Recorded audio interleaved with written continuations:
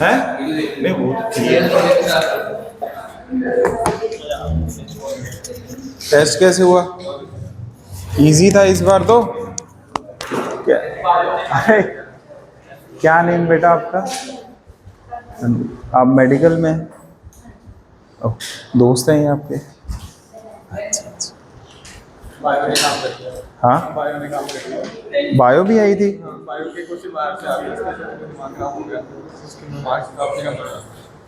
Non medical का कैसे हुआ? आता था। हाँ हाँ वो तो आएगा ही थोड़ा बहुत, मतलब वही नहीं कहा था अभी। कौन से ज्यादा है? कौन पेपर में कोई डाउट लग रहे हैं पहले पूछ लो, एक बार खत्म कर देते हैं। पहले नॉन मेडिकल वाले बता दो फटाफट। क्वेश्चन पेपर ही नहीं है। ऑनलाइन अगर पेपर होता है ना, मैम से बोलो पीडीएफ ऑफलाइन वाली तो लेकर जाया करो। कल को रिकॉर्ड क्या रहेगा? जा डाउनलोड किया करो घर पे। आप लोगों को ना, चलो हम ट्राई करते हैं, अभी पीडीएफ दे दिया करें बाद में। समझ आ गया? तो फिर ऐसा करो, आज घर पे जाके एक बार देख लो क्या क्या डाउट्स हैं, फिर कल पूछ लेना सारे बच्चे, मतलब मार्क कर लेना ना कौन से क्वेश्चन है। ठीक है? याद है क्वेश्चन? बता दे।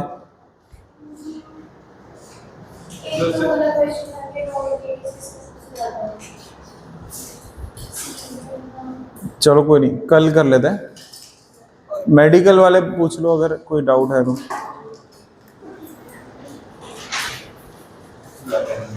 नॉन मेडिकल वालों को कोई ऑप्शन में दिक्कत आ रही हो भी भाई ये ऐसा होना चाहिए कुछ भी? बेटा पेपर दिया था आपने? अच्छा अच्छा, रूल ऑफ 45 ट्राई किया है किसी ने फॉलो करने का? हरनूर आपने पहले बेटा लगाई है थोड़ी बहुत क्लासेस किसी की? नो? अच्छा, क्या बताया आपकी फ्रेंड जैस्मिन ने, क्या क्या पढ़ लिया हमने यहाँ?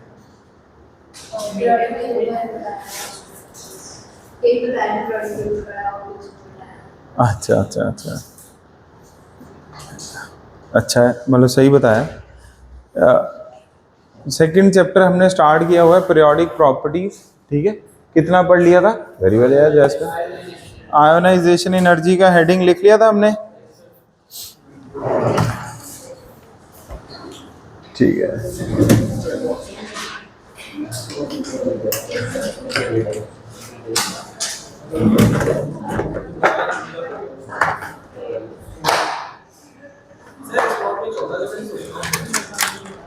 ओए एस ब्लॉक में यार कमाल हो गया।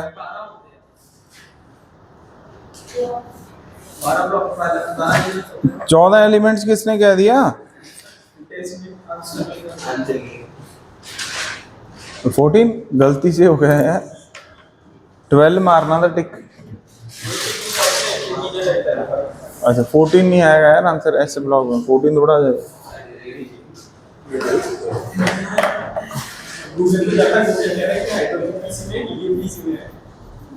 नहीं नहीं ऐसे ही हो जाएगा यार। चलो कोई नहीं,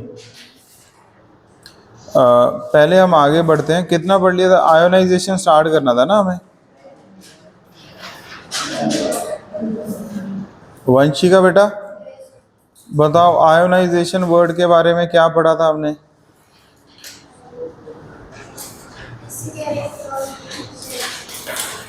वेरी वेल, दोबारा बोलो। किसी भी इलेक्ट्रॉन को जितनी ऊंची आवाज में ये बोला, बाकी भी उतनी आवाज में बोलो। हाँ तो कंप्लीट, मतलब दम रखा करो पूरा ऐसे। कोई भी इलेक्ट्रॉन को बोलो भाई, अलकाना भाई। अबे अच्छा हाँ, कोई भी इलेक्ट्रॉन को रिमूव करने के लिए जो एनर्जी क्या है required, that energy is known as Harnoor बेटा। हरनूर हरनूर हो गए यार दो, हरनूर 1 हरनूर 2। ठीक है, H1 H2 ऐसे बोलेंगे। आप इधर आओ, आइसोटोप बेटा वो मार वार ना दे तुम्हें, अच्छा। हाँ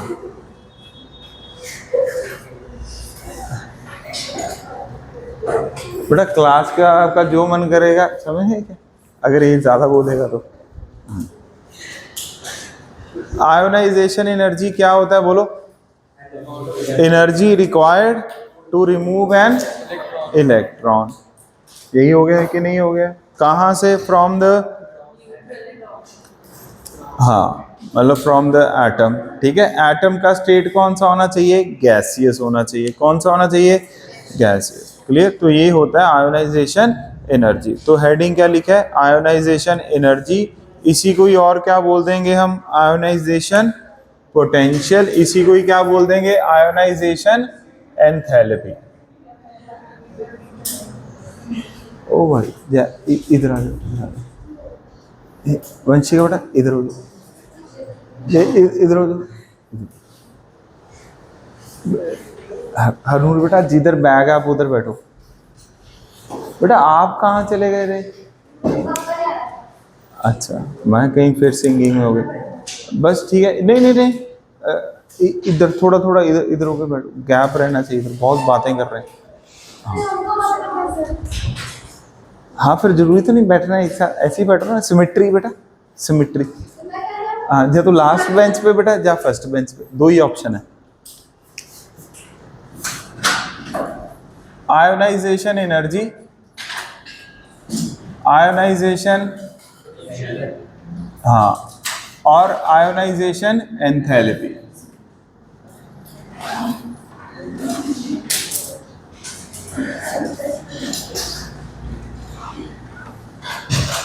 देखो आप भी नोट्स बनाओ, ठीक है।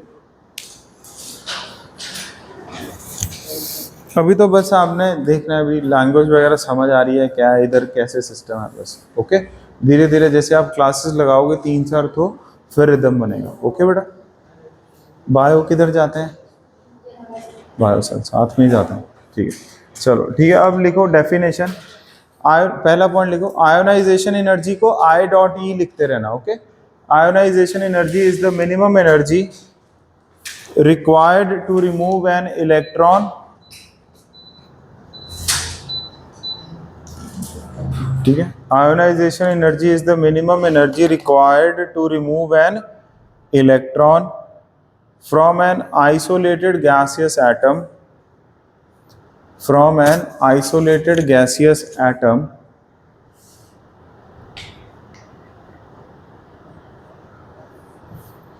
in its ground state, from an isolated gaseous atom in its ground state.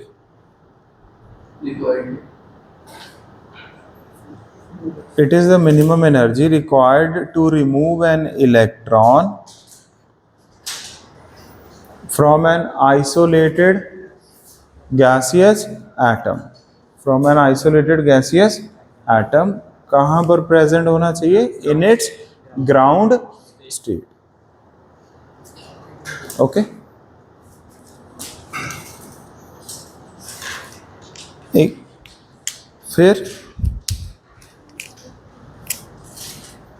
जैसे मान लो बेटा ये कोई भी एटम है, इससे अपन ने क्या किया? एक इलेक्ट्रॉन को क्या कर दिया? रिमूव। तो इसके ऊपर कौन सा चार्ज आ जाएगा? प्लस। तो ये क्या आ गया? Plus electron. ये तो बन गई इक्वेशन। क्या बन गई? ये इक्वेशन बन गई। ठीक है, ये तो हो गया मैथ। क्या हो गया? ये तो मैथ हो गया। ठीक है, अब इसको लिखते कैसे हैं इंग्लिश में? Ionization energy of X is, मान लो कितनी है बेटा? ए किलोजूल पर मोल। पर मोल की टेंशन मत लो, यूनिट क्या है? बस किलो जूल। क्या है बोलो? जैसे 20 kilo joule, 30 kilo joule, 40 kilo joule. ये इंग्लिश होगी, ये इसका क्या हो गया? केमिस्ट्री होगी। ठीक है ना। और इसी को सिंबल से कैसे लिखते हैं बेटा? जैसे delta H, ionization energy is a kilo joule per मोल।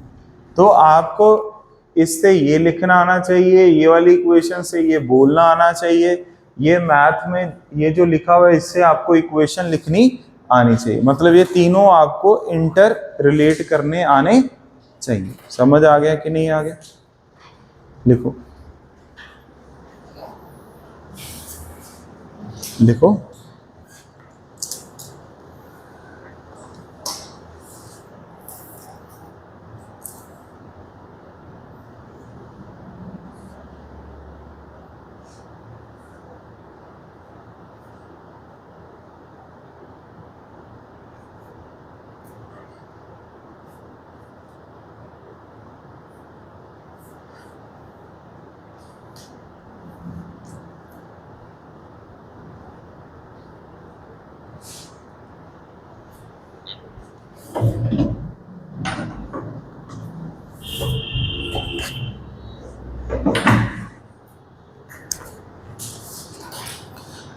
अब सेकंड पॉइंट लिखो, आयोनाइजेशन एनर्जी इज ऑलवेज, क्या होएगी आप बताओ? इलेक्ट्रॉन को रिमूव करने के लिए हमेशा एनर्जी का क्या होता है? रिक्वायरमेंट होता है। तो इसलिए ionization energy is always positive. तो सेकंड पॉइंट लिखो, ionization energy is always positive.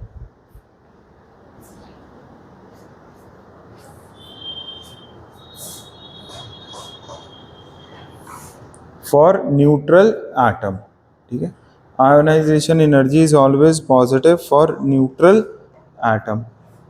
अगला पॉइंट लिखो,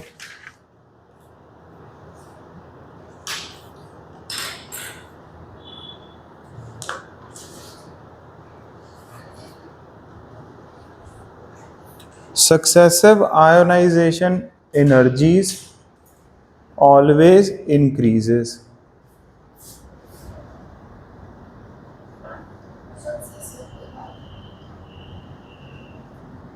Successive ionization energy always increases।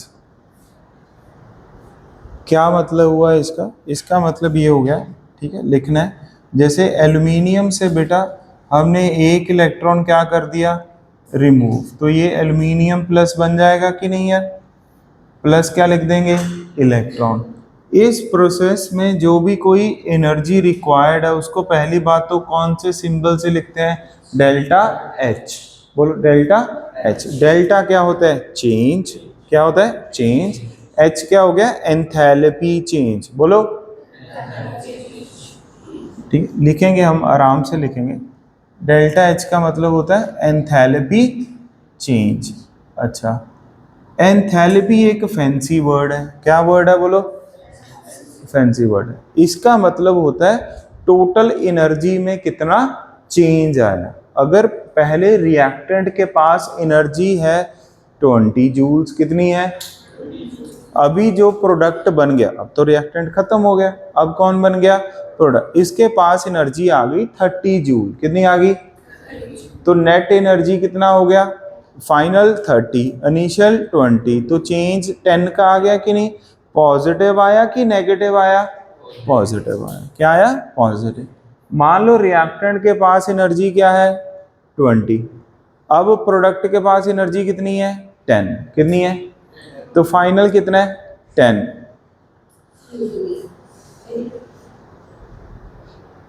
हाँ, कोई फाइनल कितना है? बोलो 10। इनिशियल कितना है? 20। तो चेंज कितने का आया? 10 का, बट आगे कौन सा साइन आएगा? अब माइनस। समझ गए? तो डेल्टा एच क्या होता है ये हम लिखेंगे आराम से, अभी के लिए सिर्फ सुनना है।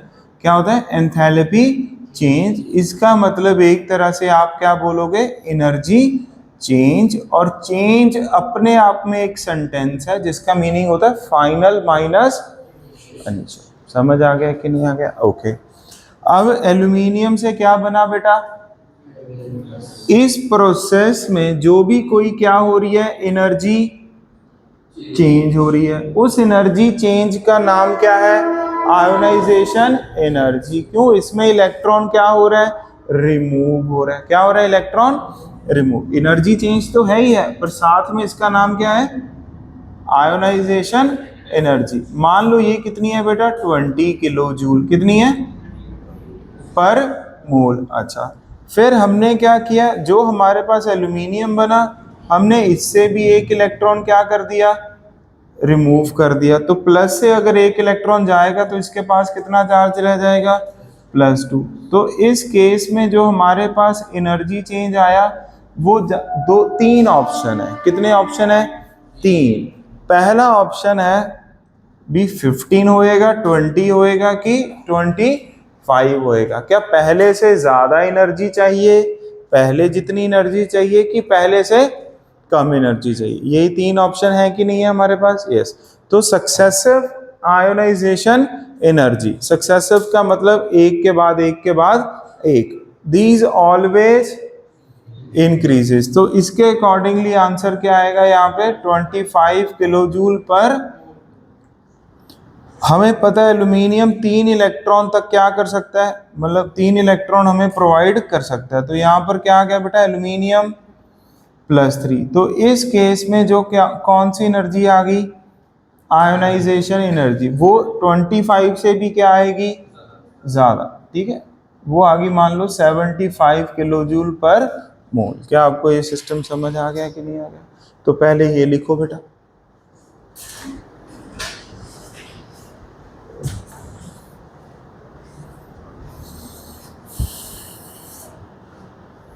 ये रिकॉर्डिंग चल रही है।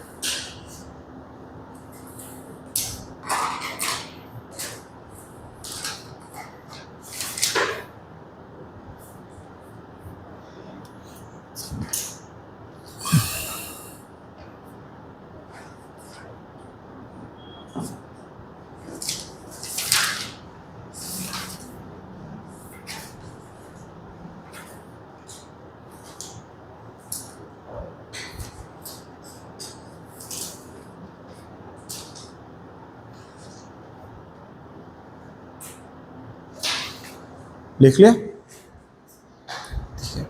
अब हम किसके बारे में लिखेंगे थोड़ा सा, चलो इसके बारे में बाद में लिखते हैं। पहले यहाँ तक क्लियर हो गया कि नहीं हो गया?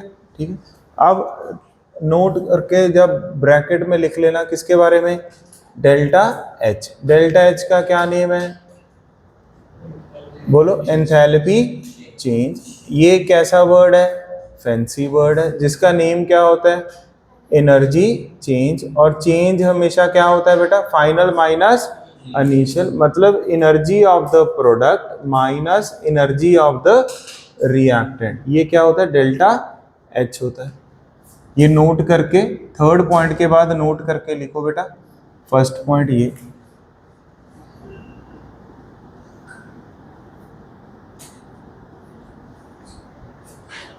ठीक है, नोट करके लिखो।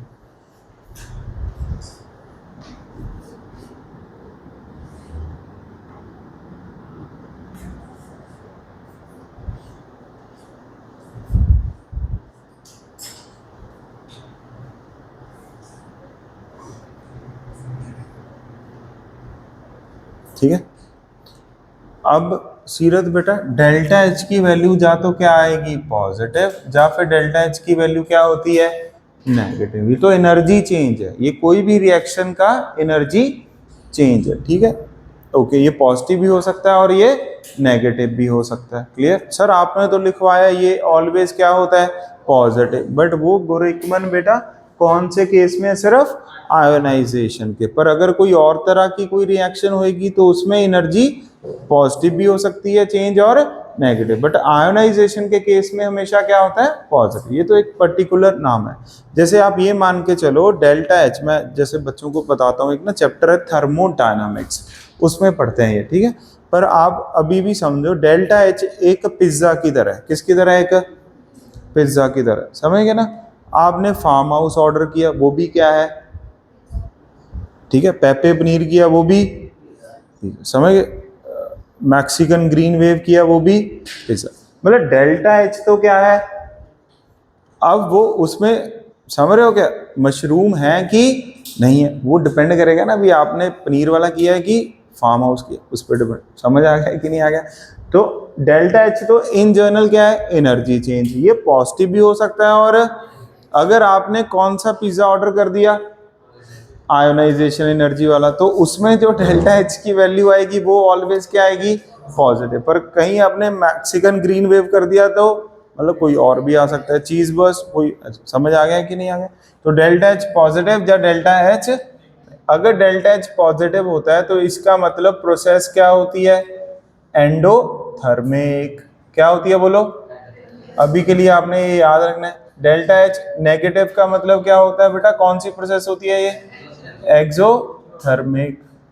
एंडोथर्मिक का मतलब उसका तो बेटा एनर्जी गेन की एनर्जी रिलीज्ड। हाँ, तो इस एंडो का मतलब हो गया एनर्जी क्या होती है बोलो, गेन। और यहां पर क्या होता है, हाँ तो यहां पर अपन बोलते हैं गेन ऑफ एनर्जी।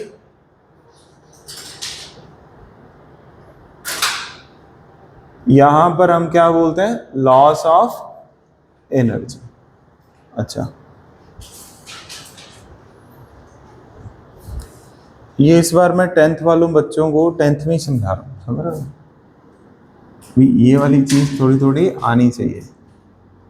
अब नोट करके थर्ड पॉइंट अभी लिखते हैं, पर क्योंकि ये काफी इंपॉर्टेंट है, आगे भी काम आएगा। क्या मतलब है, मतलब एनर्जी गेन बोल दिया, एनर्जी लॉस बोल दिया, ठीक है बेटा। अब हम ये देखेंगे भाई किसका एनर्जी गेन और किसका एनर्जी लॉस, मतलब कहना क्या चाहते हो। ओके बेटा, हाँ मतलब ये है इसका, अगर रिएक्टेंट के पास मान लो कौन सी प्रोसेस है, लेट से बेटा एंडो, ओए बोल दो एंडोथर्मिक, ठीक है। पहले फोकस करना है, अगर रिएक्टेंट के पास कितनी एनर्जी है बेटा, 50 किलोजूल पर मोल। प्रोडक्ट के पास कितनी एनर्जी होएगी सोचो। 3 ऑप्शन है, कितने ऑप्शन है, 3। Less than 50, equal to 50, more than 50। मन में सोचो, बस मन में सोचो, मन में सोच ले सभी ने, मन में ही रखो, मन में ही रखो, ठीक है ना। एंडोथर्मिक का मतलब होता है भी प्रोडक्ट के पास अब एनर्जी 60 किलो जूल पर मोल है, मतलब प्रोडक्ट के पास ज्यादा एनर्जी है। किसके पास ज्यादा एनर्जी है, जो फाइनल प्रोडक्ट है। रिएक्टेंट के पास क्या है, कम एनर्जी। इसको केमिस्ट्री में कैसे लिखते हैं बेटा, रिएक्टेंट बोलो प्लस कितने एनर्जी का चक्कर पड़ गया दोनों में, 10 किलो जूल, इक्वल्स टू होता है कि नहीं होता, केमिस्ट्री में इक्वल टू हम किससे रिप्लेस करते हैं, एरो से, तो प्रोडक्ट। तो जब भी रिएक्शन ऐसे लिखी आएगी, इसका मतलब भी हरनूर बेटा क्या समझना है, एंडोथर्मिक। हाँ क्या समझना है, एंडोथर्मिक। इसका मतलब भी एंडोथर्मिक, इसका मतलब भी एंडोथर्मिक। ये चीज बच्चे कम डाइजेस्ट कर पाते हैं। क्या आपको इसका क्लैरिटी हो गया है कि नहीं हो गया यार, बोल दो। इसी को ही और कैसे लिख सकते हैं, ये देखो एल्काना भाई, अगर अपन प्लस को उधर ले जाएं तो क्या बन जाएगा बेटा, माइनस बन जाएगा कि नहीं, ओए तो इसको ऐसे भी लिख सकते हैं। समझ आ गया कि नहीं आ गया? तो इसका मतलब भी क्या हो गया, एंडोथर्मिक।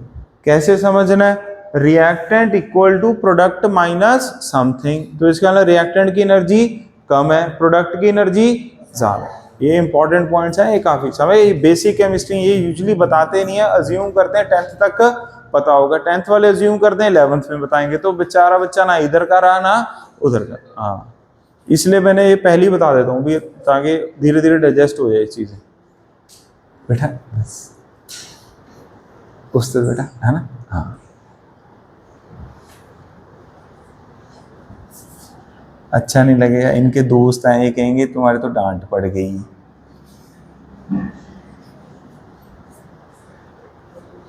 यहां तक क्लियर हो गया। वहां पर अब आप खुद लिखेंगे 60-50 कंसीडर कर लो। अब खुद सोचो मन में सोचो, बस मन में ही सोचो। एक्सोथर्मिक में मन में सोचो रिएक्टेंट की वैल्यू कितनी होएगी, 60 की 50 मन में, प्रोडक्ट की वैल्यू 60 होएगी कि 50 होएगी। ओके हाँ जी जैस्मिन बेटा क्या सोचा आपने? वेरी वेल बेटा, ये होना ही ऐसा चाहिए, नहीं तो सेम ही हो जाता काम। Very well, kilo joule per मोल, ये हो गया। इसको अब लिखने का मेथड क्या होएगा, यहां पर क्या लिखोगे, रिएक्टेंट के पास ज्यादा एनर्जी है कि प्रोडक्ट के पास ज्यादा एनर्जी है?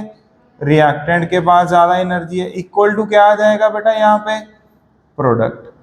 या फिर क्या लिख दोगे, reactant is equal to product plus something 10 kilo joule per mole. क्या ये पॉइंट क्लियर हो गया कि नहीं हो गया?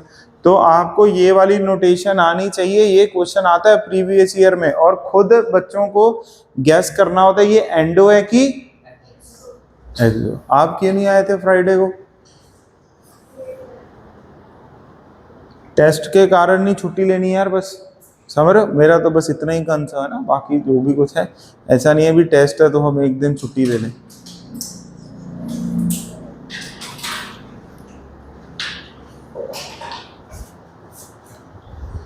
चलो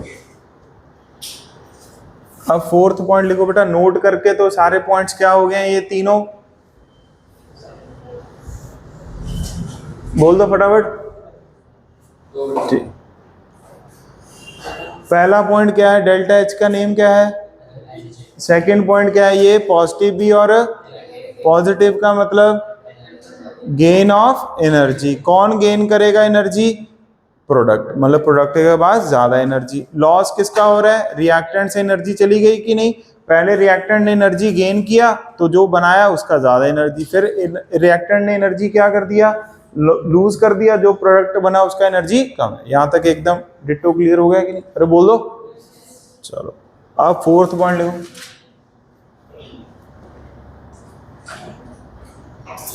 इसी का ये एक्सटेंशन कर दे भाई, इसी का ये एक्सटेंशन कर देना आगे।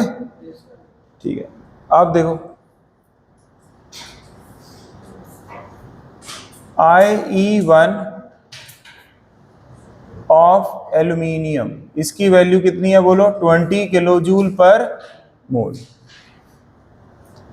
अच्छा, IE2 ऑफ एल्यूमिनियम, देखो इसका मतलब क्या होता है, इसको रीड करना आना चाहिए। इसको क्या बोलेंगे, फर्स्ट आयोनाइजेशन एनर्जी। बोलो दोबारा बोलो। इसका मतलब एल्यूमिनियम से पहला इलेक्ट्रॉन निकालने के लिए जो एनर्जी रिक्वायर्ड है उसको क्या बोलते हैं, IE1 ऑफ एल्यूमिनियम। बोलना भी है, ओके बेटा? ठीक है, वो कितनी है, 20 किलो जूल। अब ध्यान से सुनो, IE2 ऑफ एल्यूमिनियम, इसके दो मीनिंग आएंगे। पहले तो डाउट क्रिएट कर रहा हूं ना मन में, हाँ दो भी। क्या सर दोनों इलेक्ट्रॉन को रिमूव करने की एनर्जी लिखूंगा, या फिर सेकेंड इलेक्ट्रॉन को रिमूव करने की क्या लिखेंगे, एनर्जी?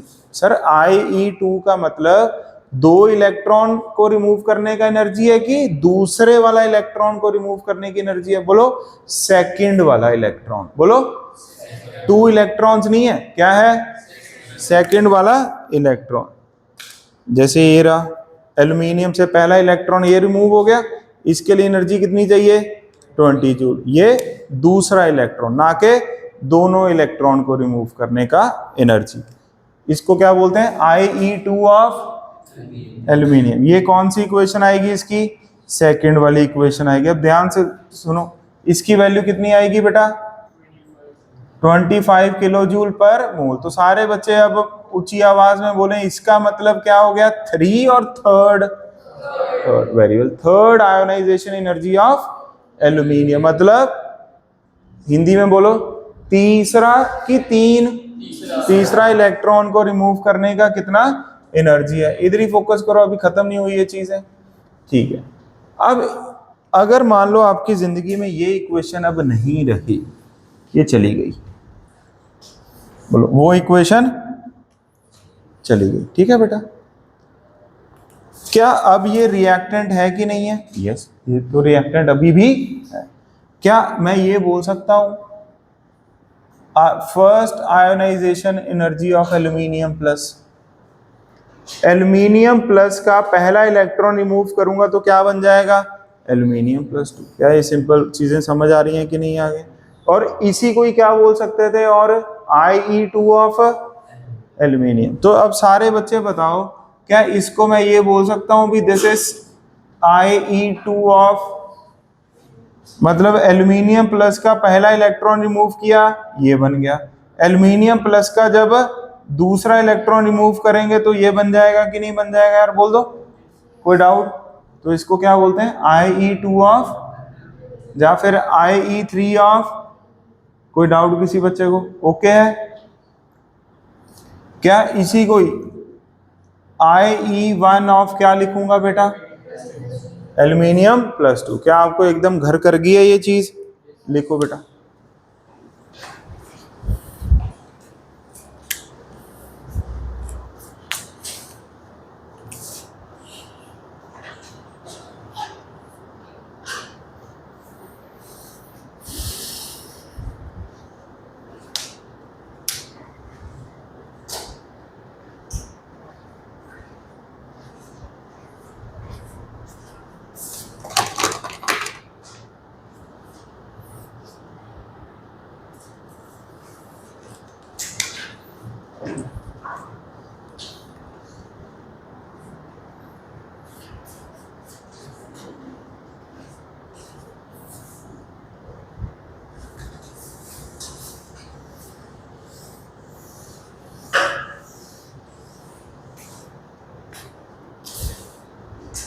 एक क्वेश्चन करते हैं।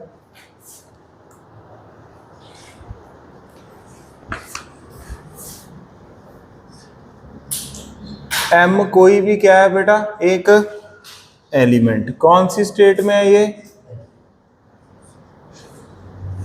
ठीक है, ट्राई करो इसको, क्वेश्चन को सॉल्व करने का। डेल्टा एच क्या होता है, एक पिज्जा, मतलब ये कोई भी एनर्जी हो सकती है।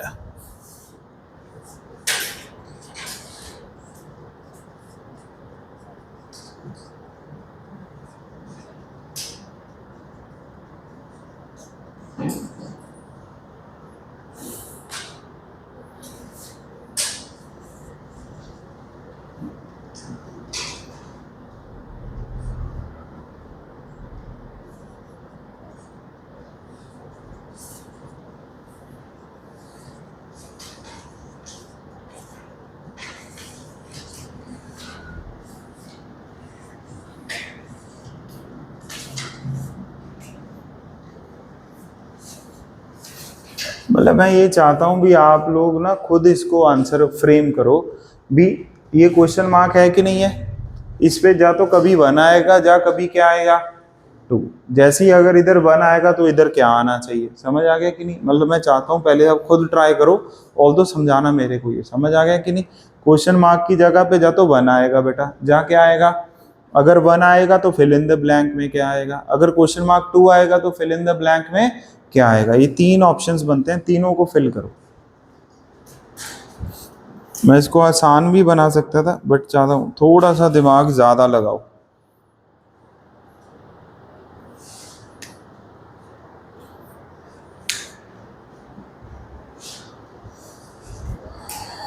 दिमाग ज्यादा लगाने से ज्यादा बढ़ता है, समझ रहे हो ना?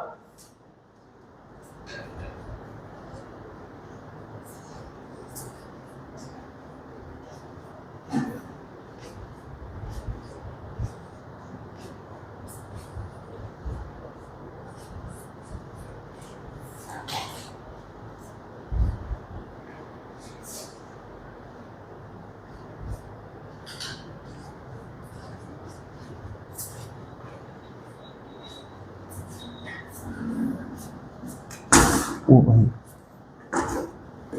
करंट लग गया।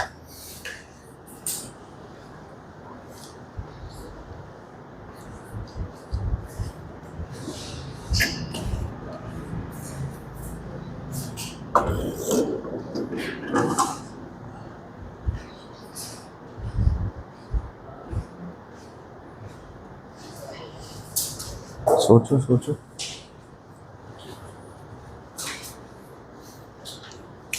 चलो यहां पर अगर मैं अब IE1, IE2 और IE1 लिखूं, ठीक है। अब ये तीनों फिल करो, ठीक है, ऐसे ट्राई करो। ओके, IE1 किसका? सही सही।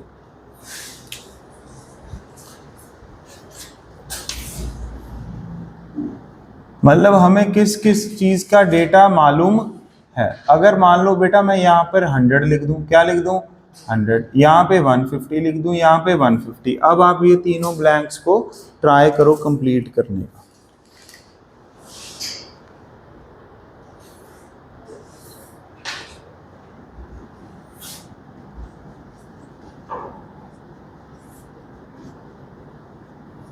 चलो न्यू स्टूडेंट आप बताओ बेटा।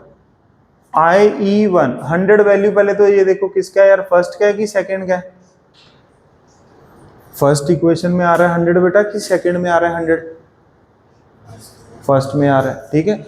इसका मतलब इलेक्ट्रॉन किससे रिमूव कर रहे हैं? M से करेंगे कि M प्लस से करेंगे? सोचो, मतलब M से इलेक्ट्रॉन रिमूव करके ये बन रहा है बेटा कि M प्लस से इलेक्ट्रॉन रिमूव कर रहे हैं इसमें? M से। किससे रिमूव कर रहे हैं? M से क्या कर रहे हैं? Electron remove.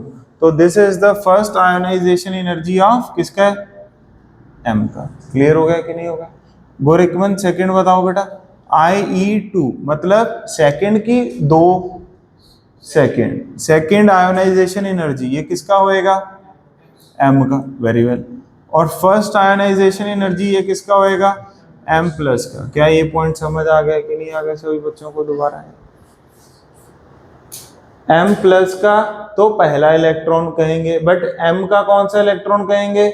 दूसरा इलेक्ट्रॉन। तो this is second ionization energy of M, but first ionization energy of M plus.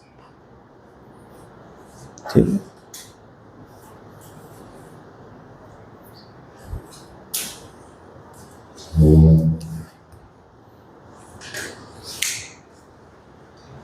अब एक पॉइंट और लिखते हैं, ठीक है। क्वेश्चन की फॉर्म में ही करवा रहा हूं। किसकी फॉर्म में? क्वेश्चन के फॉर्म में ही करते हैं उसको। हाँ जी बेटा, यहां तक कोई डाउट किसी बच्चे को? इसका मतलब होता है बेटा एल्यूमिनियम प्लस से एक इलेक्ट्रॉन चला गया, ठीक है ना। कोई भी चीज से अगर इलेक्ट्रॉन जाता है तो उसके ऊपर कौन सा चार्ज आ जाता है? पॉजिटिव। Very good. अब अगला एक और क्वेश्चन करते हैं, ठीक है, मैं ही कराऊंगा। ये थोड़ा सा डिफरेंट कॉन्सेप्ट है इसमें। M से क्या बन गया? M plus gas plus electron. अब M गैस लिखा है, यहां पर क्या लिखा है? M प्लस 2 प्लस कितने इलेक्ट्रॉन? 2 इलेक्ट्रॉन। ये डेल्टा H1 है, ये डेल्टा H2 है। ध्यान से सुनना है, ये 100 किलो जूल पर मोल है बेटा, ये 250 किलो जूल पर मोल है।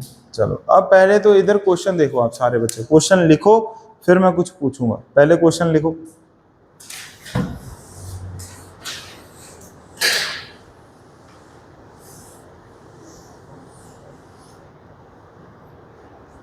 पाँच 7 मिनट और अपने को ऐसे कैलकुलेटिवली पढ़ना है, फिर तो थ्योरेटिकली पर आ जाना काम, समझ गए ना।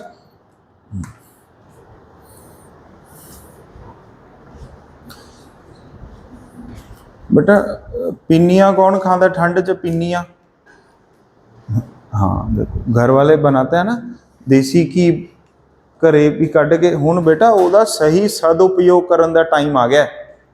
ओके, पिन्नियां था बेटा, ਜਿਹੜੀਆਂ ਉਹਨਾਂ ने पूरा मावा पा के, मतलब मावा नहीं, मतलब जो भी देसी घ्यो ले, वो तो मिठाई में डलता है। हाँ हाँ, ड्राई फ्रूट अच्छा खासा, समझ रहे क्या? भी आपका दिमाग चले, ग्रीजिंग मिले उसको, ना कि वो रस्ट की तरह बंद हो जाए, समझ ना, चलाने के लिए। तो अभी बेटा उसका सही सदुपयोग का टाइम आ गया है। भी दिमाग अगर भारी हो रहा है ना, तो पिन्नियों को याद करो भी क्या सोच के मम्मा ने बनाई थी, जब बुआ जी ने, जिन्होंने भी बनाई है। हाँ आपके लिए, यहाँ तक क्लियर हो गया? ठीक है।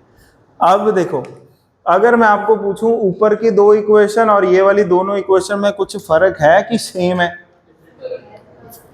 बोलो। हाँ, पिन्नियों को ध्यान में रखते हो, उसकी थोड़ी रिस्पेक्ट भी, भाई इतने जोर से उन्होंने, है ना, मतलब एफर्ट लगा के बनाई है।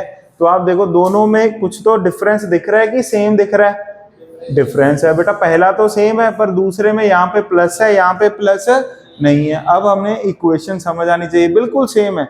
जब भी आपको ये एरो दिखे और आपको डर लग रहा है, पहले तो डर नहीं लगना चाहिए, आप इसको इक्वल टू लिख दो। क्या लिख दो बेटा?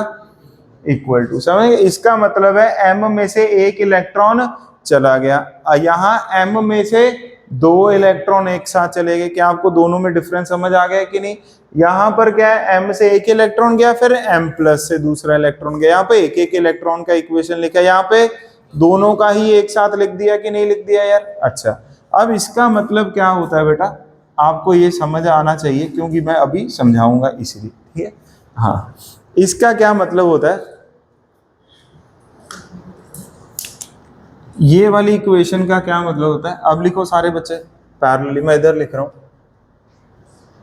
हम सबसे पहले लिखेंगे बेटा, कोई भी अगर स्पीसी है हमारे पास m, उससे अगर एक इलेक्ट्रॉन जाएगा तो पहले हम एक इलेक्ट्रॉन का इक्वेशन लिखते हैं। इसके लिए अपन क्या लिखेंगे? Delta H1। क्या लिखेंगे? Delta H1।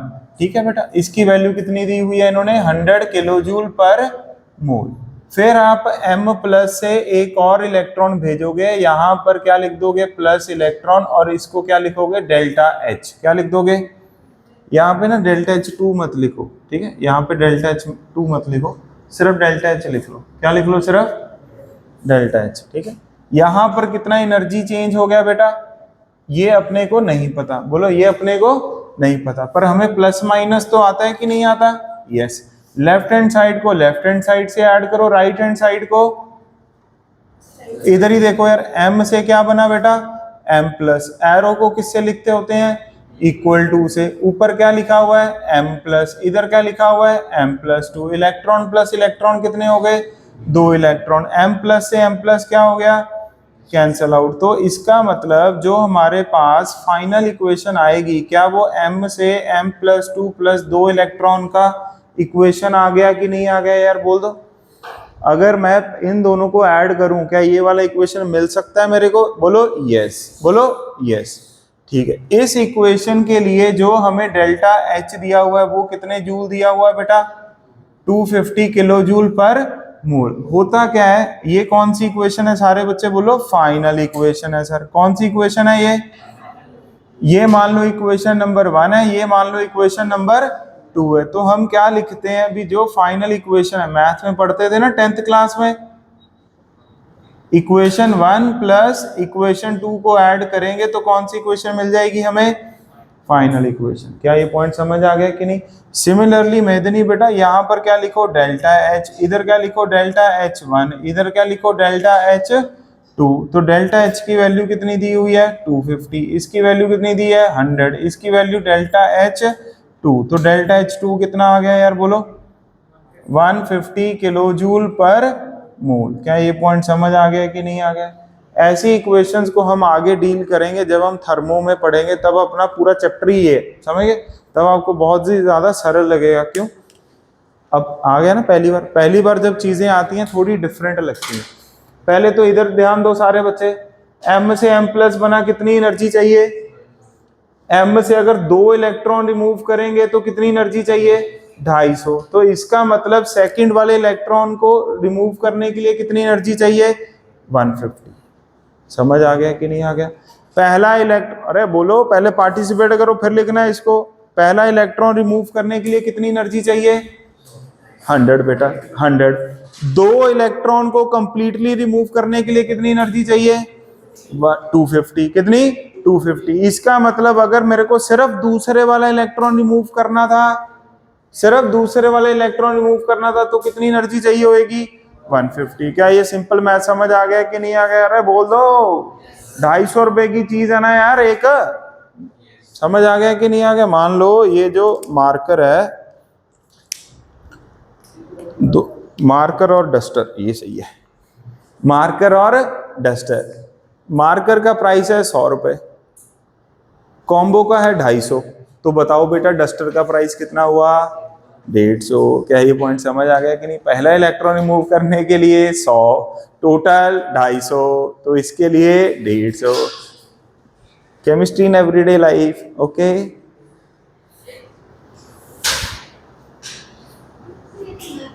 मैथ ही है बेटा। ये पूरा मैथ ही चल रहा है, बस इजी लैंग्वेज में समझा रहा हूँ। मैथ में बस ये थोड़ा सा देखो, m तो आ ही गया, बस ये थोड़ा सा अलग टर्म्स है। देखो फाइनल इक्वेशन ये सर, इसको बचने के लिए तो हम मेडिकल में थे। नो बेटा,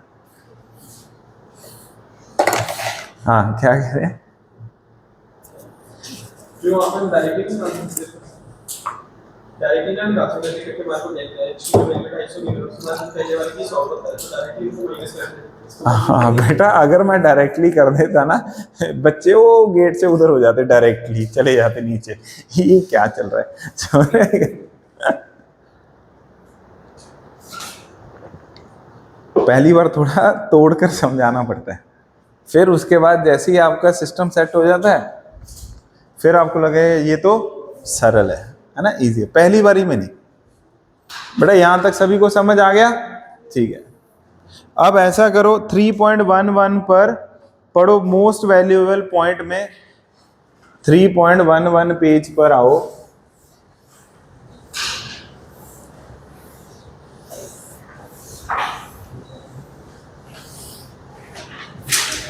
ठीक है, वहां पर आप पहले तो डेफिनेशन पढ़ो फटाफट, खुद रीड करो। आपको मॉड्यूल पढ़ने की हैबिट यहीं से डाल देंगे, ठीक है? घर पे पढ़ना, पढ़ो बेटा। आयोनाइजेशन एनर्जी फटाफट मन में पढ़ो 2 मिनट में। 3.11 पेज पे आयोनाइजेशन एनर्जी का डेफिनेशन पढ़ो सारे बच्चे। पढ़ लिया? मोस्ट वैल्यूएबल से पहले पहले पढ़ो फटाफट।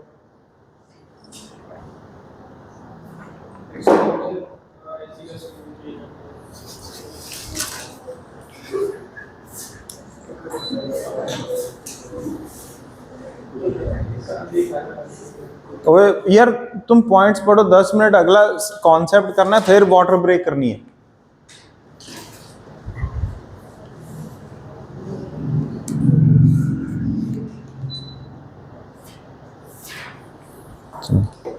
आ गया डेफिनेशन समझ सभी को? मोस्ट वैल्यूएबल में फर्स्ट पॉइंट पढ़ो बेटा और सेकंड पॉइंट पढ़ो।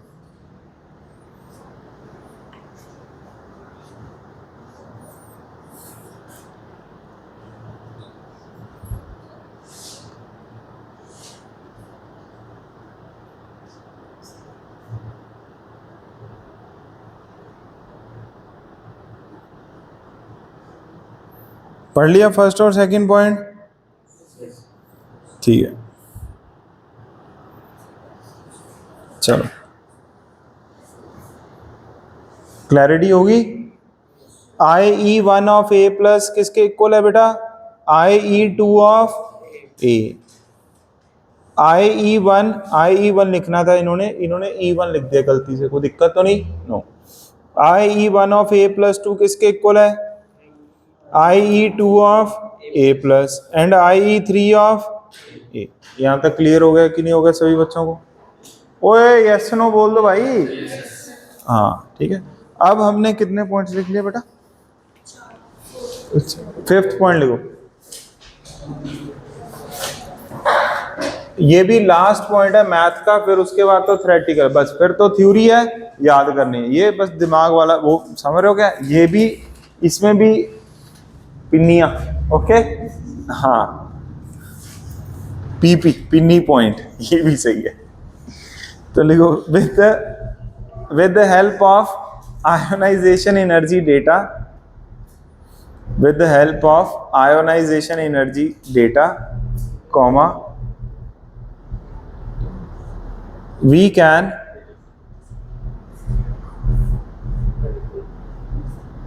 tell about number of valence electrons.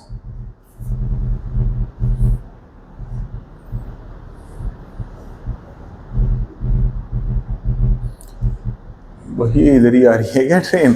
We can tell about number of valence electrons. ठीक है, ये जा ही नहीं रही है आज। हाँ,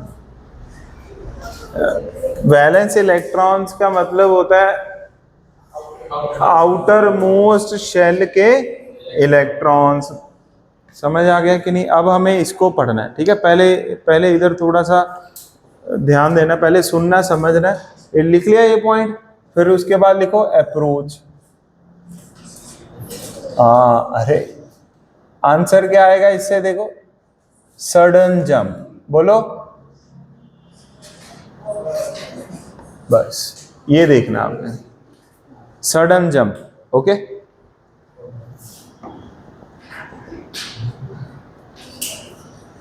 अब देखो आगे, पहले थोड़ा फोकस करना है यार इधर। मान लो कोई भी, अगर तो बेटा मैंने सोडियम ही लिख दिया, क्या लिख दिया, सोडियम, और मैं आपसे पूछूं इसमें कितने वैलेंस इलेक्ट्रॉन्स है, तो कितना आंसर होगा, वेरी गुड 1। तो फिर एग्जामिनर सोडियम तो लिख के नहीं देगा, समझ आ गया कि नहीं। वैलेंस इलेक्ट्रॉन्स आउटर मोस्ट के हो गए ना। मैग्नीशियम में कितने होते हैं, 2, एल्यूमिनियम में 3 होते हैं, ठीक है। ऐसे अगर उसने एलिमेंट ही लिख दिया फिर तो हम बता ही देंगे, बट हमें अभी एलिमेंट गिवन है, हमें एलिमेंट बताना होता है, समझिए।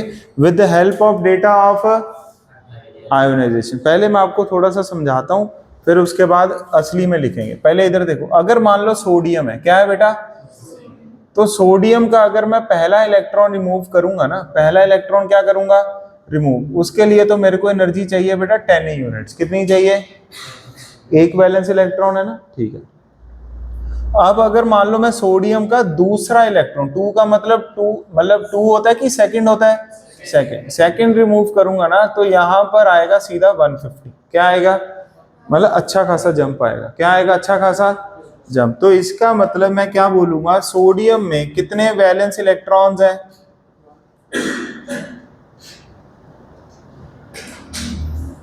बोलो कितने वैलेंस। सडन जंप कहां दिख रहा है, बिटवीन, हाँ, क्योंकि सडन जंप कहां दिख रहा है बेटा,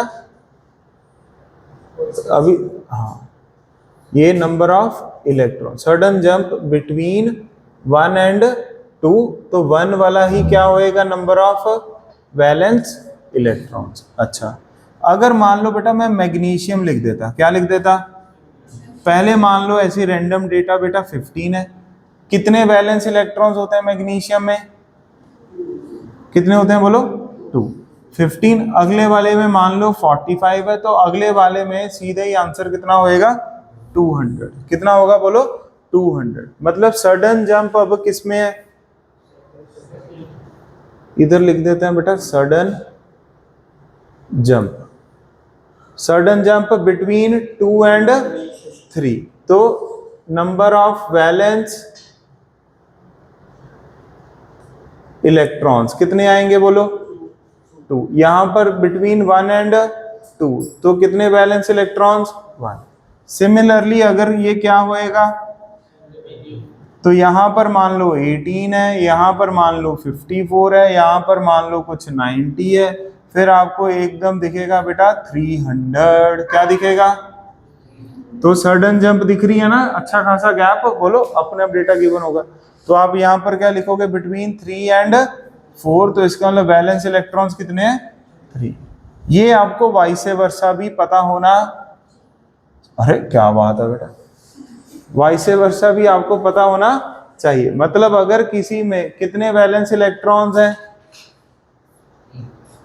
3, तो सडन जंप किस में होगा, वैलेंस इलेक्ट्रॉन कितने हैं, तो सडन जंप बिटवीन 2 एंड 3। क्या ये पॉइंट समझ आ गया कि नहीं आ गया, अरे बोल दो, लिख लो बेटा।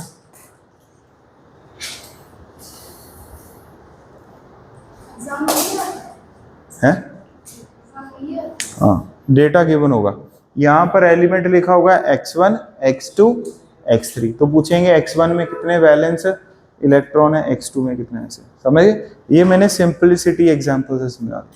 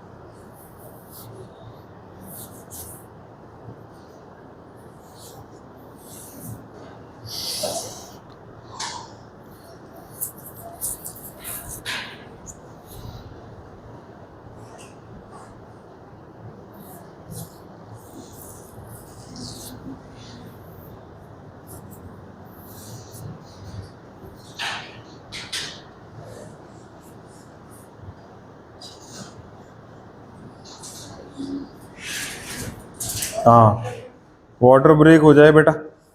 वाटर ब्रेक होने से पहले आप मोस्ट वैल्यूएबल पॉइंट को भी रीड करो, थर्ड वाले को फटाफट रीड करो, फिर वाटर ब्रेक करो करो। नहीं, आयोडाइजेशन में, हाँ ये टेबल है ना, रीड करो फटाफट।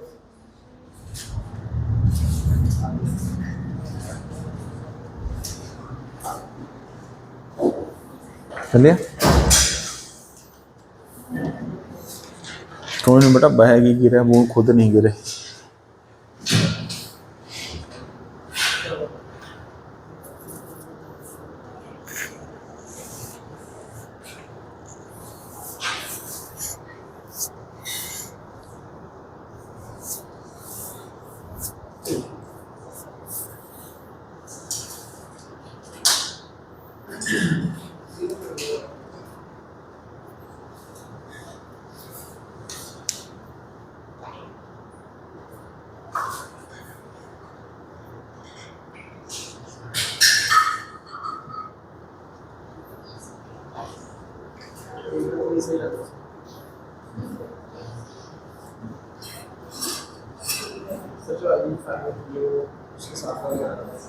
क्या?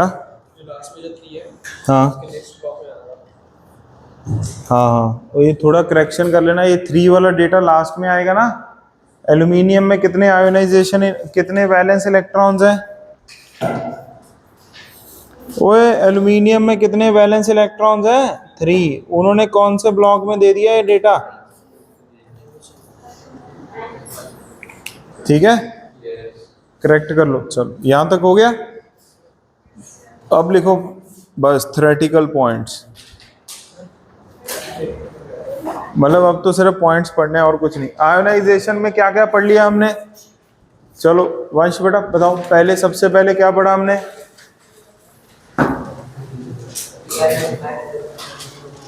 है क्या? हाँ वेरी वेल, मतलब डेफिनेशन क्लियर। सेकंड बेटा, it is always positive. Third, successive ionization energy always increases. क्या हमें ये लिखना आ गया अब? IE1, IE2, IE3 कैसे लिखते हैं? बोल दो यस। फिर इसके बाद हमने डेल्टा H के बारे में भी अच्छा खासा नोट करके लिख लिए थे पॉइंट। उसके बाद अगला पॉइंट क्या है? अरे ये तो लिख ही लिया, आगे बता दो बस। उसके बाद ये क्वेश्चन किया था कि नहीं?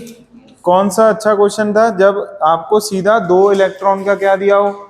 डेटा दिया हो। ठीक है, फिर उसके बाद with the help of data of we can comment regarding the, समझ आ गया कि नहीं आ गया? ठीक है, अब लिखो factors affecting ionization energy.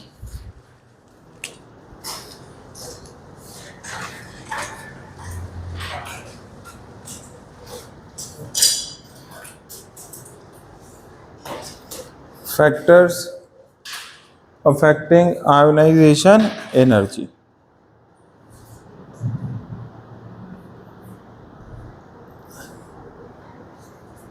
and journal trend।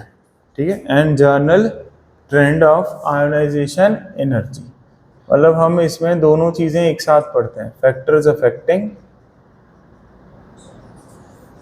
And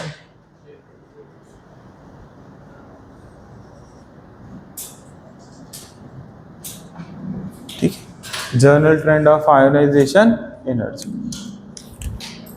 अब देखो, इसमें पहला पॉइंट तो लिख लो, आयोनाइजेशन एनर्जी साइज के क्या होती है? Inversely proportional. मतलब जैसे जैसे एटॉमिक साइज और एटॉमिक रेडियस क्या करेगा? इंक्रीज करेगा, आयोनाइजेशन एनर्जी डिक्रीज करेगी। समझ आ गया कि नहीं आ गया?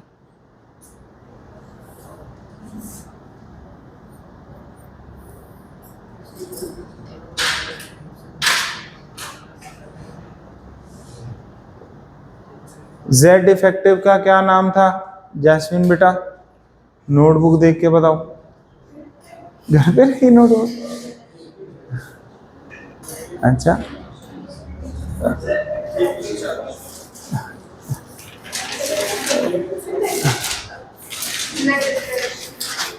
वेल बेटा, नाम क्या था? Effective nuclear charge. क्या था? Effective nuclear charge. EFF का मतलब बेटा इफेक्टिव, Z का मतलब न्यूक्लियस के पास कितना चार्ज है, तो इफेक्टिव न्यूक्लियर चार्ज। इसके क्या होता है? ये डायरेक्टली प्रोपोर्शनल। अब इन दोनों के बेसिस पे हम क्या लिखेंगे? Journal trend. अब आप बताओ बेटा, जर्नल ट्रेंड एक तो होता है, कैसे पढ़ा था हमने सारे बच्चे? अब एटॉमिक रेडिया वाले नोट्स पर आ जाएं। मैडनी उनको नोट्स एक बार दे देना, उनके पास है नहीं। एटॉमिक रेडिया वाले नोट्स पर आ जाओ। सबसे पहले हमने क्या ये टेबल बनाया था कि नहीं बनाया था? ऐसे जर्नल ट्रेंड का एक अलोंग द क्या होता है? Very well. अब पहले आंसर करना है यार, आराम से लिखना कुछ नहीं है। अलोंग द पीरियड हम कौन सा फैक्टर देखते हैं? Z effect. जेड इफेक्टिव क्या करता है बेटा? इंक्रीज, जिसकी वजह से एटॉमिक साइज क्या करता है? डिक्रीज, जिसकी वजह से आयोनाइजेशन एनर्जी क्या करेगी? इंक्रीज। क्या आपको ये पॉइंट समझ आ गया कि नहीं? एटॉमिक साइज के ये क्या है? Inversely proportional. जेड इफेक्टिव के डायरेक्टली। जैसे जैसे जेड इफेक्टिव हमें पता है लॉन्ग द पीरियड बढ़ता है तो आयोनाइजेशन एनर्जी बढ़ेगी। जेड इफेक्टिव बढ़ने से इलेक्ट्रॉन लास्ट वाला थोड़ा सा न्यूक्लियस के क्या आ जाता है? पास आ जाता है। क्या आ जाता है? पास।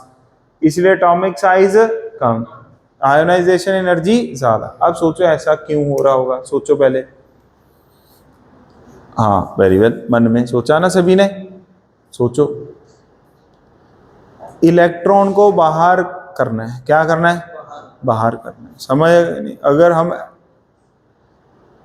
एल्काना भाई को कहेंगे भाई जाने नहीं देना, टग ऑफ वॉर की तरह एकदम, समझ आ रहा है क्या? अपने पूरा होल्ड किया हुआ स्ट्रांगली, तो हम हारेंगे क्या? नो। समझ आ गया कि नहीं? मतलब ये है भी, अगर आखिरी वाला इलेक्ट्रॉन अगर को न्यूक्लियस ने अच्छा खासा क्या किया हुआ है? अट्रैक्ट किया हुआ है। क्या किया हुआ है? अट्रैक्ट। तो उसको रिमूव करना डिफिकल्ट होगा कि इजी होगा? डिफिकल्ट होगा बेटा। ऑब्वियसली कोई भी इलेक्ट्रॉन को, समझ आ गया कि नहीं? अगर अच्छा खासा क्या किया हुआ है? अट्रैक्ट, तो इसका मतलब उसको रिमूव करना क्या है? मुश्किल है। क्लियर?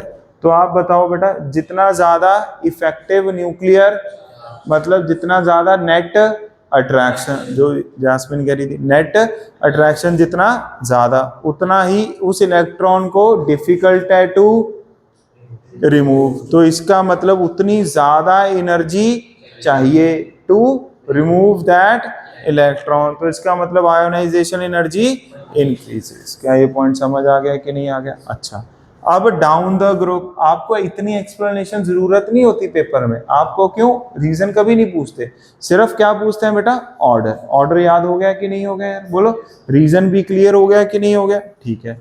अब क्या आ गया बेटा? ये down the group. Down the group. अब डाउन द ग्रुप में एटॉमिक साइज और एटॉमिक रेडिया क्या होते हैं? इंक्रीज। क्यों? नंबर ऑफ शेल्स क्या होते हैं इसमें? इंक्रीजेस। तो एटॉमिक साइज और आयोनाइजेशन एनर्जी आपस में कैसे हैं? इनवर्सली। क्या ये पॉइंट समझ आ गया कि नहीं? अब रीजन भी सोचो, आखिरी इलेक्ट्रॉन पहले यहां था, अब इधर गया, अब इधर गया, अब इधर गया, तो वो न्यूक्लियस से किधर जा रहा है? दूर जा रहा है। क्या जा रहा है? दूर जा रहा है। समझ आ गया कि नहीं आ गया यार? बोल दो, ठीक है ना? हाँ, मान लो आप हॉस्टल में चले गए और आपका रूम जस्ट गेट के बिल्कुल पास है, ठीक है? एक आपको रूम मिला जो बिल्कुल दूर है और उधर ही वॉल है, तो उसको क्रॉस करना इजी है ना? मतलब आपको फिर गार्ड के रास्ते से जाना नहीं ना पड़े। समझ आ गया? तो आयनाइजेशन, ओए क्लियर हो गया कि नहीं? हाँ, देखो, तो down the group ionization energy decreases, along the period ionization energy increases. यही तो लिखना पुत्र जी, यही तो इंपॉर्टेंट है। और क्या इंपॉर्टेंट है? इसी पर तो क्वेश्चन आया। कहता ये भी लिखना नहीं, कहता ये लिखना है सर। ले,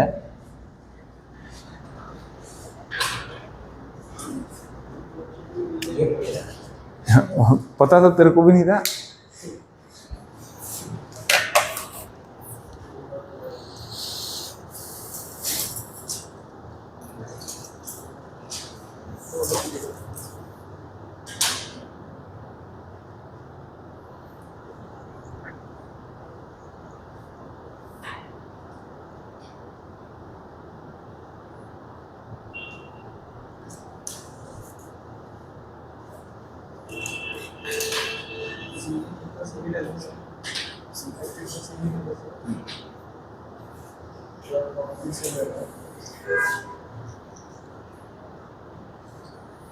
क्या ये पॉइंट समझ आ गए कि नहीं आ गए यार, बोल दो।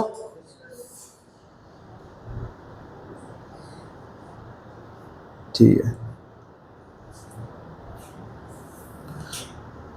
अब आपने अपनी नोटबुक पे ये लिखा नहीं हुआ फैक्टर्स अफेक्टिंग क्या, आयोनाइजेशन एनर्जी, ये चारों फैक्टर आपने लिखने हैं, ठीक है। क्योंकि मैं अगर पढ़ने को कहूंगा तो उन्हें पढ़ने तो है नहीं, तो बेटर है इसको क्या करना है, लिखना है। तो इसके लिए जगह छोड़ दो, ठीक है ना, इसके लिए जगह छोड़ दो, घर पे जाके थोड़ी मेहनत करनी है बेटा। हाँ, बस 4 पॉइंट्स लिखने हैं, ठीक है, ABCD तक लिखना है। एक्सप्लेन, थोड़ा थोड़ा एक्सप्लेन करना है, ठीक है। बाकी तो इसमें दिया ही हुआ है ना एक्सप्लेनेशन, मेन फैक्टर्स लिखने हैं, हल्का हल्का लाइन लिखना है उसके बाद, मतलब इस फैक्टर से आंसर हल्का, हाँ जैसे बेटा वही बता रहा हूँ। हाँ, साइज ऑफ एटम क्या लिखा हुआ है, तो साइज ऑफ एटम में क्या लाइन लिखी है, आयोनाइजेशन एनर्जी डिक्रीजेस, तो ये इतना हल्का, मतलब उस फैक्टर का क्या असर होता है किस पर, आयोनाइजेशन एनर्जी पर, ठीक है। ये सारे फैक्टर हमने समझा दिए, बट आई वांट भी आप रीड करो, मेरे को पता है रीड नहीं करोगे, इसलिए मैं चाहता हूँ दोबारा लिखो, आप खुद लिखो, थोड़ी मेहनत क्या करेंगे अगर ज्यादा, फिर चीजें ज्यादा पल्ले पड़ेंगी, ठीक है। अब नेक्स्ट पॉइंट लिखो, एक क्वेश्चन करते हैं, क्या करते हैं, एक क्वेश्चन। यहां तक क्लियर होगा सभी को, ओए यस और नो, हाँ। अब आप बताओ बेटा, arrange the following, arrange the following in increasing order of ionization energy.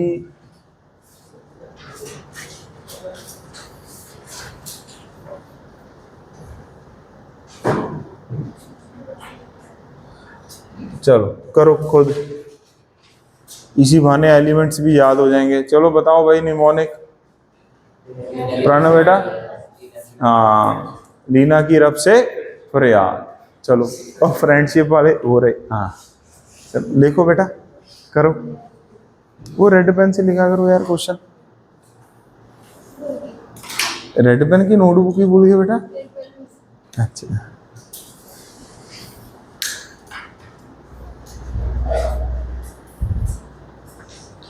Group 1 elements लिख दिया मैंने, ग्रुप 1 एलिमेंट्स, आप बताओ बेटा उनको क्या बोलते हैं, क्या नाम है उनका, नहीं नहीं, उनका नाम क्या है ग्रुप 1 एलिमेंट्स का, दे आर नोन एज कौन से मेटल्स, आपके नाम से मिलता जुलता, हमने एल्कली मेटल्स बेटा बहुत याद किया था हमने फ्राइडे को आपको, इसी चक्कर में आप आए ही नहीं, आप तो हाय ही करो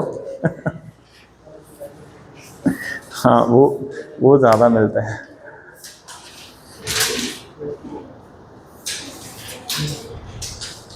लिख लिया बेटा, आप पीरियोडिक टेबल इनको बताओ कहाँ है,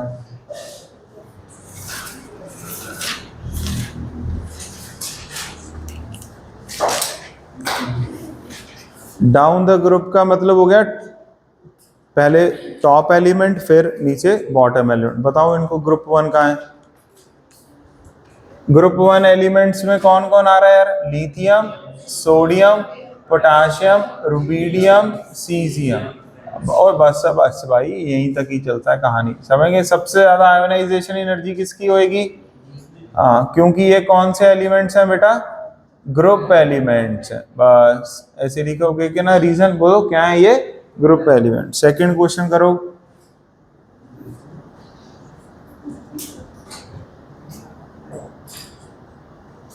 इनको कंपेयर करो दोनों को,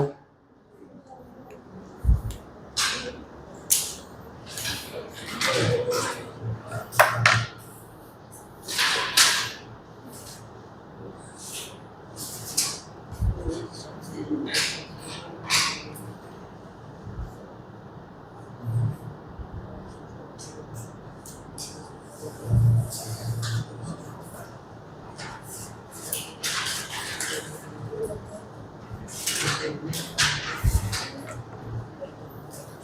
लिया? अरे बोल दो। चलो बताओ बेटा, आप मान्य बेटा आंसर।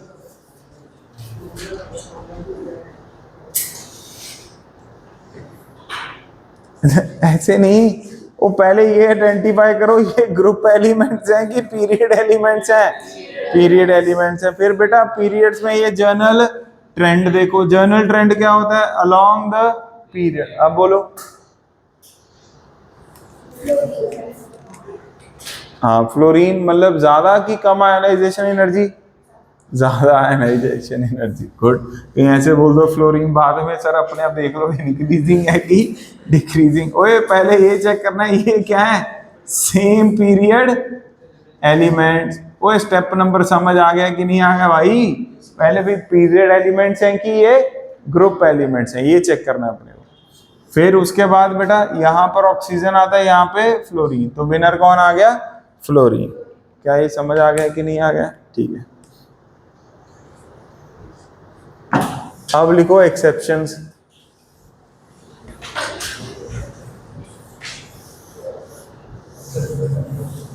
ठीक है, अपन ने यही बताया था ना, पहले डेफिनेशन लिखेंगे, फिर जर्नल ट्रेंड, फिर एक्सेप्शन, खत्म। हमेशा यही करना है अपने को। चलो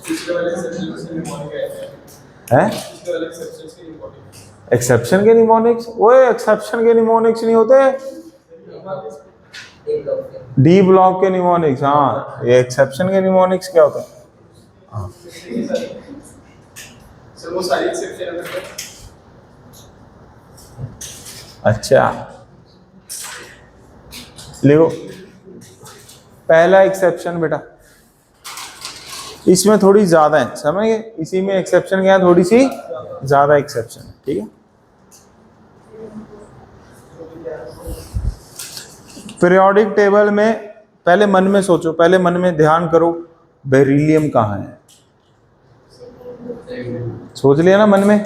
बोरॉन कहाँ है? सोचा?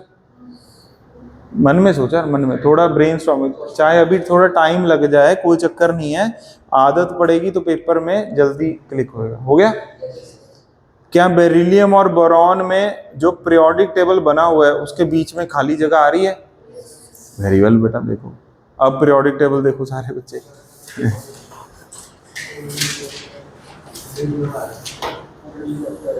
ठीक है, बेरिलियम और बोरॉन के बीच में खाली जगह आ रही है ना? बेरिलियम कौन से ब्लॉक का एलिमेंट है? हाँ, तो अभी आप देखो बेरिलियम बोरॉन, बेरिलियम के नीचे कौन सा एलिमेंट है बेटा? मैग्नीशियम। और बोरॉन ब्रिंग आलू गाजर, हाँ बेटा मांगे कार। बस second period, third period and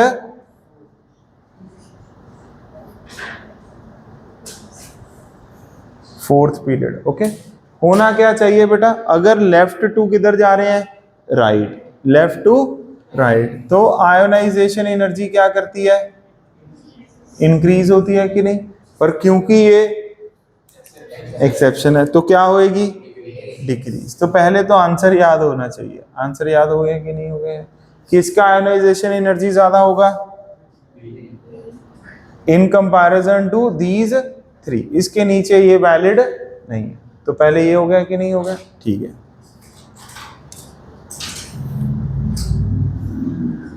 इसका रीजन क्या है? देखो पहले मैं आपको बताता हूं इसका रीजन क्या है बेटा। ये डी वाला रीजन नहीं है, पढ़ो सारे बच्चे इसको, थ्योरी पढ़ो। फैक्टर्स अफेक्टिंग में पहला रीजन कौन सा है? Atomic size. लिखवाऊंगा मैं सारा कुछ, पहले पढ़ो मॉड्यूल में। Atomic size. दूसरा, हाँ तीसरा बेटा, चौथा penetration effect of the electron है कि नहीं है? पढ़ो इसको, मन में पढ़ो सारे बच्चे, फटाफट पढ़ो।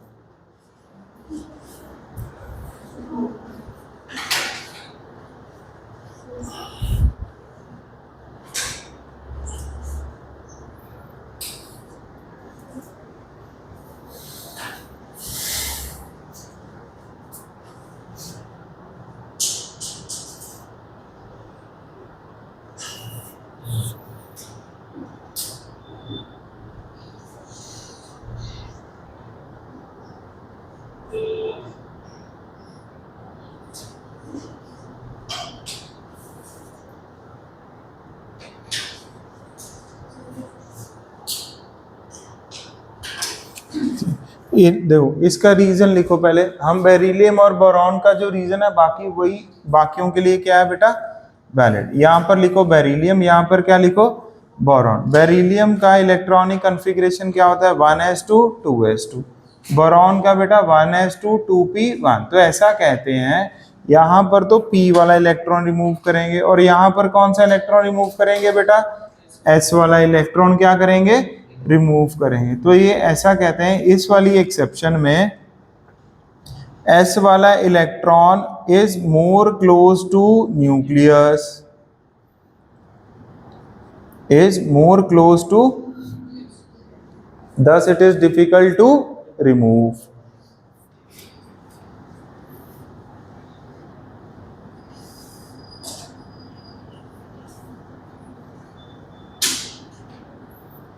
ठीक है, बस ये एक्सेप्शन सिर्फ इन्हीं दोनों में है, आगे तक लेकर मत चले जाना। कहीं बोरॉन के बाद कौन आता है उधर, कार्बन, कहीं कार्बन में ले जाओ, नो नो, सिर्फ बेरिलियम और बोरॉन में। मैंने लास्ट टाइम एक्सेप्शन के बारे में क्या चीज बताई थी, एक्सेप्शन कभी भी जर्नलाइज नहीं करनी, ठीक है ना। इसका जो रीजन होता है वो क्या बोलेंगे अपन, पेनिट्रेशन पावर।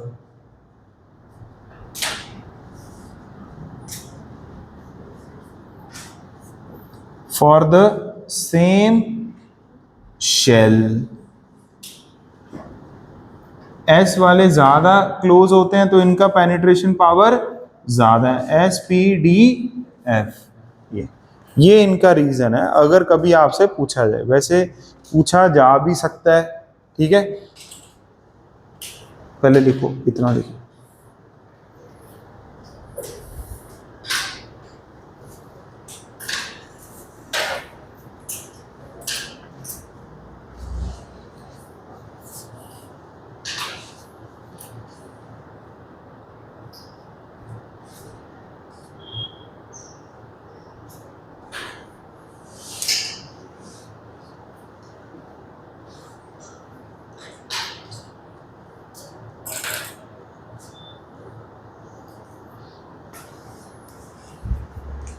सेकेंड एक्सेप्शन सबसे इंपॉर्टेंट,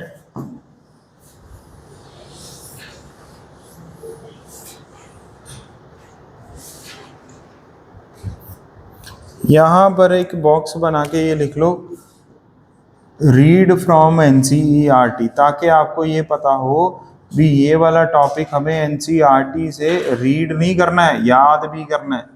समझ गए क्या, ये रीजन लिखा हुआ है कहाँ, NCERT में, जेई मेंस में आया भी है। आपको वही रीजंस पूछे जाएंगे जो किसमें आते, जो किसमें गिवन होते हैं, NCERT में। तो ये रीजन लिखा हुआ है, तो आपका टास्क क्या है, आप पढ़ने लग गए अब NCERT की, नहीं पढ़ने लग गए,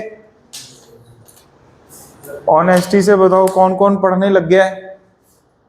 हाँ, तो अब बेटा जितना पढ़ाया जाता है उसको NCERT से पढ़ो, 1 पैराग्राफ, 2 पैराग्राफ, 3 पैराग्राफ, ठीक है। मॉड्यूल तो पढ़ना ही है, नोट्स भी पढ़ने हैं, होमवर्क भी करना है, NCERT भी होमवर्क है। समझ गए, NCERT के बैक एक्सरसाइज क्वेश्चन भी करने हैं, मतलब मन में भी, अच्छा इसका आंसर ऐसे लिख देंगे, ऐसा लिख देंगे, मतलब ये आंसर होगा, ऐसा नहीं है 5 नंबर का क्वेश्चन लिख के ले आओगे, नहीं नहीं वो नहीं। मतलब आपको पता होना चाहिए भी इनको अप्रोच कैसे करना है, सॉल्विंग कैसे करनी। समझ आ गया कि नहीं। अगले साल जो मेडिकल का पेपर होने वाला है, क्या वो CBT मोड में होएगा कि नहीं, CBT मोड में होएगा तो एक पेपर होगा कि मल्टीपल पेपर होंगे, मल्टीपल। जेई मेंस के एक साल में कितने पेपर होते हैं, एक शिफ्ट में एक पहले तो हफ्ता चलता है वो पूरा प्रोग्राम, तो हफ्ता 7 × 2 लगा लो, 14 पेपर होते हैं। समझ गए बेटा, पूरे के पूरे 15 मान लो, जेई मेंस के नॉन मेडिकल 15 मान लो पेपर, ठीक है, मोटा मोटा 15 पेपर, 15 × 75, चलो 25 मान लो। केमिस्ट्री के कितने क्वेश्चन आते हैं, 25, 15 × 25 कितना हो गया, काफी हो गया सर, काफी हो गया, कितना हो गया बोलो, ओए मजाक नहीं, बताओ। 750 का हाफ कर दो, कितना हो गया, 375, कितना 375 क्वेश्चंस आते हैं, ठीक है बेटा, केमिस्ट्री के एक बारी।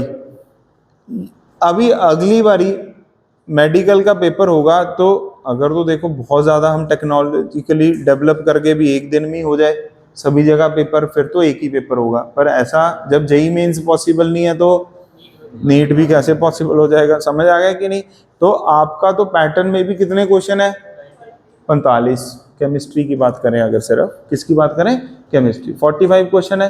ठीक है, जेई मेंस में तो 15 लाख बच्चा अपीयर हो रहा है, इसमें कितना अपीयर हो रहा है? 25 लाख। बेटा पहले तो ये ऑलमोस्ट डबल है। क्या है? तो ये तो पूरा 1 महीना ही चलेगा पूरा फंक्शन। समझ आ रहा है कि नहीं आ रहा है?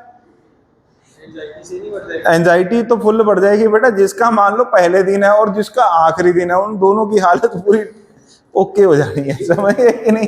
पहले वाले को ये नहीं पता भी आज मैं ही बलि का बकरा बनूंगा, आखिरी वाले को ये नहीं समझ आ रहा मैं किसका फीडबैक लूं। क्लियर बेटा? तो वो हर दिन अपनी स्ट्रेटेजी चेंज कर रहा होगा। तो ये बातें हैं। तो अब आप मान के चलो 10 दिन चला लेते हैं पेपर। कितने दिन चला लेते हैं? 10 दिन चला लिए। जेई मेंस तो मैंने गलत कैलकुलेट कर दिया सर ने, तो हाँ नहीं सही कैलकुलेट किया, 7 × 2 कर दिया था ना, एक दिन में 2 होते हैं। ठीक, ऐसे ही ये भी एक दिन में कितने होंगे? फिर 2 होंगे ऑब्वियसली, 3 घंटे के सेम पेपर होएगा। ठीक है, 10 × 2 20 पेपर हो गए। और ये तो नहीं उलझ गए कि 10 दिन चलेगा, हर दिन में कितने पेपर होंगे? 2। तो 10 × 2 20। हर पेपर में केमिस्ट्री के कितने क्वेश्चन आएंगे? 45, और सारे नॉन रिपीटेड। 45 × 20 कितना हो गया? काफी हो गया। कितना? 900। Very well. कितना हो गया? 900। तो 900 क्वेश्चन जो अभी तक, बोलो, सिर्फ 45 क्वेश्चन बन रहे थे एक साल में। कितने क्वेश्चन बन रहे थे? अगले साल से कितने क्वेश्चन बनेंगे? तो वो कहां से लेकर आएंगे? वेरी वेल बेटा, बुक से। यार बड़ा अच्छा आंसर दिया है बेटा आपने यार। हाँ जी। तो वो रेफरेंस बुक कौन सी होएगी? तो एनसीईआरटी में जो चीजें पहले नीट वाले नहीं देख रहे होंगे भाई, वो ओके है ना। बायो को क्यों इतना एम्फसाइज करते हैं बेटा? एनसीईआरटी पढ़ो। क्यों? 90 क्वेश्चंस आते हैं ना बायो के, समझ रहे हो? इधर नहीं आते ना 90 क्वेश्चन, तो इसलिए उनको ज्यादा क्या पढ़नी पड़ रही है? एनसीईआरटी। तो एनसीईआरटी ऐसा नहीं मैं कहूंगा सारा पेपर एनसीईआरटी से, मतलब लाइन बाय लाइन याद करने के लिए बहुत एफर्ट करने पड़ेंगे, नोट्स पढ़ने पड़ेंगे, मॉड्यूल प्लस एनसीईआरटी, मतलब आपको तीनों चीजों को एकदम। हाँ, तो हम अगले साल कहीं जाके अपनी स्ट्रैटेजी क्या करें?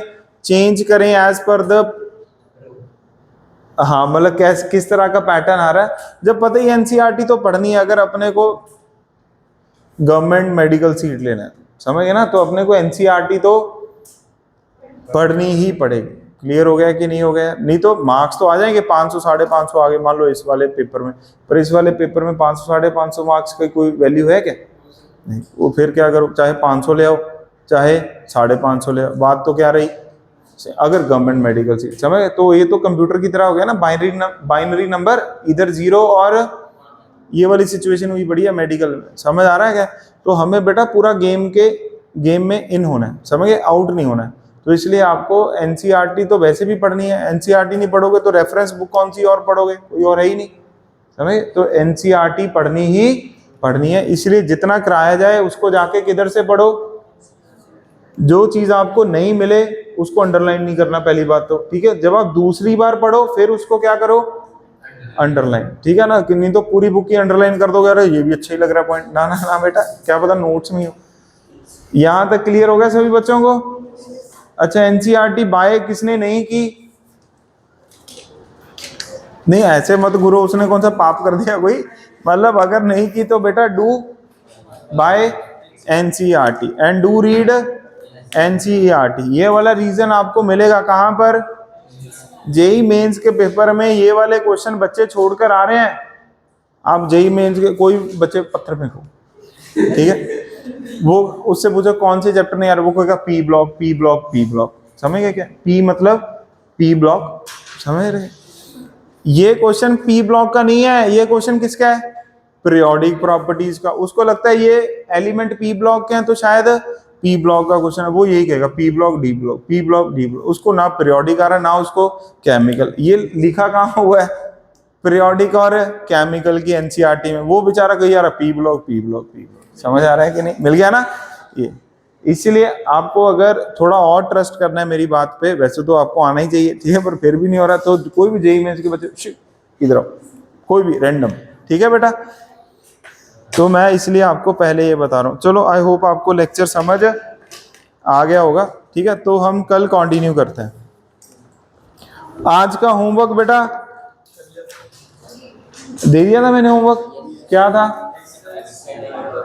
एक्सरसाइज 1 दी थी ना, 1 से वो 44 तक दे दिए थे क्वेश्चन, नहीं 29 तक दे दिए थे, कल डिस्कस करेंगे बेटा। और एक्सरसाइज 2 24 तक करेंगे। चलो ओके गाइस।